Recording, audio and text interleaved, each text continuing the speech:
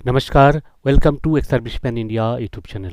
Eight the time of retirement आपको एक graduation certificate तो मिला ही होगा, पर वो ग्रेजुएशन सर्टिफिकेट जो कि आप सब जानते हैं कि गवर्नमेंट का इंस्ट्रक्शन होते हुए भी हर जगह वो एक्सेप्ट नहीं होता है, बल्कि ज़्यादातर जगह में केवल मात्र bank, rail and staff selection commission ये छोड़ करके ज़्यादातर जो जगह है वहाँ पे तो इस सर्टिफिकेट का कोई वैल्यू ही नहीं है। कोई इस सर्टिफिकेट को पूछता ही नहीं है।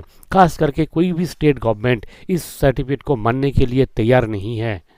और प्राइवेट फार्म का तो आप बात ही छोड़ दीजिए, वहाँ तो इस सर्टिफिकेट का कोई वैल्यू नहीं है। पर दोस्तों, अब ये जो प्रॉब्लम है, इस प्रॉब्लम का एक कंक्रीट सोल्यूशन लेके आया हुआ है आंध्रा यूनिवर्सिटी। अब आंध्रा यूनिवर्सिटी का साथ केंद्रीय सैनिक बोर्ड का एक मेमोरेंडम ऑफ अंडरस्टैंडिंग साइन हुआ है और इसके तहत वहाँ बताया गया कि आपको अब ऐसे ही ग्रेजुएशन सर्टिफिकेट मिलेगा जैसे कॉलेज में लोग स्टूडेंट पढ़ते हैं 3 साल पढ़ने के बाद, जैसे उनको प्रॉपर टाइप का मार्कशीट मिलता है किस सब्जेक्ट में कितना मार्क्स है, ऐसे ही आपको भी एक मार्कशीट भी मिलेगा और सर्टिफिकेट तो साथ में मिलेगा ही। उसमें कौन सा सब्जेक्ट ले करके आपने ग्रेजुएशन किया वो भी लिखा रहेगा। तो एक एक करके देख लेते हैं हम पूरे डिटेल्स। वो सर्टिफिकेट के लिए कैसे आप अप्लाई करेंगे, कहाँ अप्लाई करेंगे, कौन कौन सा डॉक्यूमेंट चाहिए, आपका एलिजिबिलिटी क्राइटेरिया क्या होना चाहिए, कैसे होगा आपका वो सर्टिफिकेट एंड मार्कशीट, सारी चीज़ें हम अब एक एक करके देखेंगे। सबसे पहले जान लेते हैं ये जो मेमोरेंडम ऑफ अंडरस्टैंडिंग है, ये आंध्रा यूनिवर्सिटी और केएसबी का बीच में हुआ है कि क्या क्या मोडस ऑफ ऑपरेंडी होगा, यानी कि किस तरह से ये पूरी चीज़ें मैनेज होगा, कैसे आप अप्लाई करेंगे। सबसे पहले आप अप्लाई करेंगे आफ्टर रिटायरमेंट। अगर आप एलिजिबल है तो एलिजिबिलिटी क्राइटेरिया जो पहले था अब भी सेम ही है, थोड़ा सा इसमें मॉडिफिकेशन है। ये मॉडिफिकेशन है क्या, अगर आप 10+2 है तो आपके लिए कंफर्म है, आपको तो 100% एक bachelor of arts human resource management HRM इसका आपको डिग्री मिलेगा। पहले जो डिग्री था उस डिग्री में ये नहीं लिखा होता था वो BA है कि BSc है कि BCom है, कौन सा सब्जेक्ट है, कौन सा ईयर है, ऐसे कुछ नहीं लिखा रहता था। पर अब ये जो सर्टिफिकेट आपको मिलेगा उसमें क्लियरली ये लिखा रहेगा कि you are bachelor of arts in human resource management.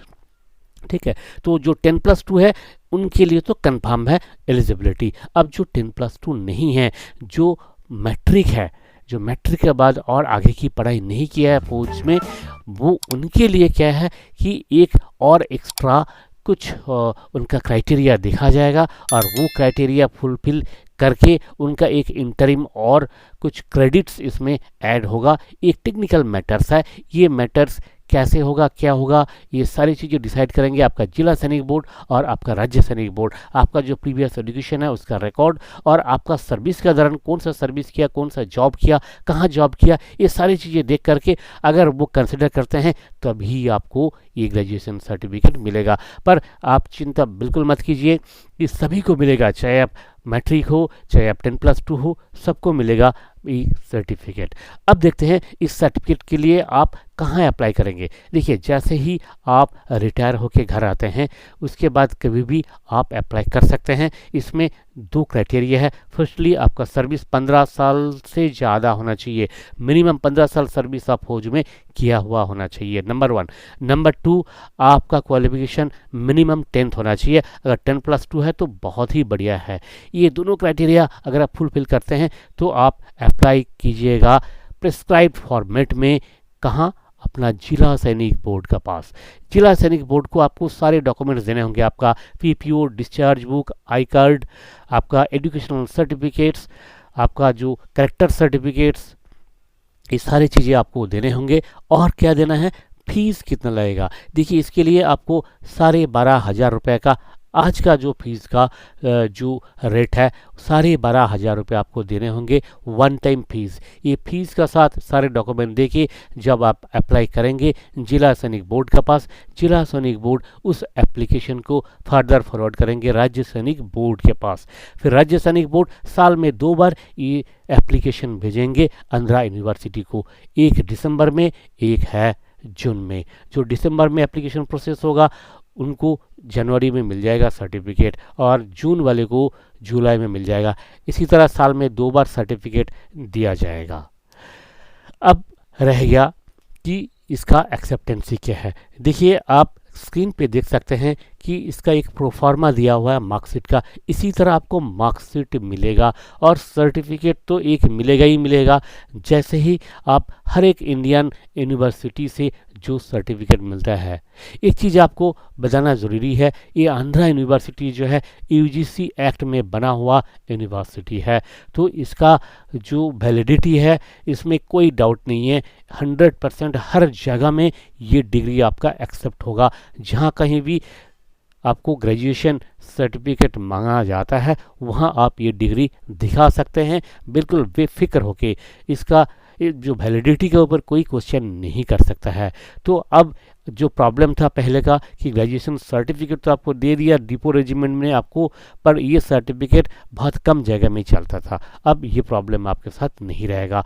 आप बिल्कुल प्राउड के साथ बोल सकते हैं कि you are a graduate from Andhra university. Okay, तो ये सारे प्रोसेस जो भी आपने देखा, इसमें अगर किसी प्रकार का कोई डाउट है तो आप पढ़ सकते हैं। इसका जो एसओपी बना हुआ है, एसओपी पूरा पढ़ने के लिए आपको जाना पड़ेगा हमारा वेबसाइट www.bikasi.com। वहाँ वेलफेयर ऑफ एक सर्विसमैन एक टैब है, वहाँ क्लिक करने से आपको एसओपी का जो लेटर है वो मिल जाएगा। अगर आपको फिर भी किसी तरह का कोई क्वेरी है तो कमेंट बॉक्स में ज़रूर लिखिए। इसी तरह का इम्पॉर्टेंट इन्फॉर्मेशन को लेकर फिर मिलेंगे अगले वीडियो में। नमस्कार, जय हिंद, जय भारत।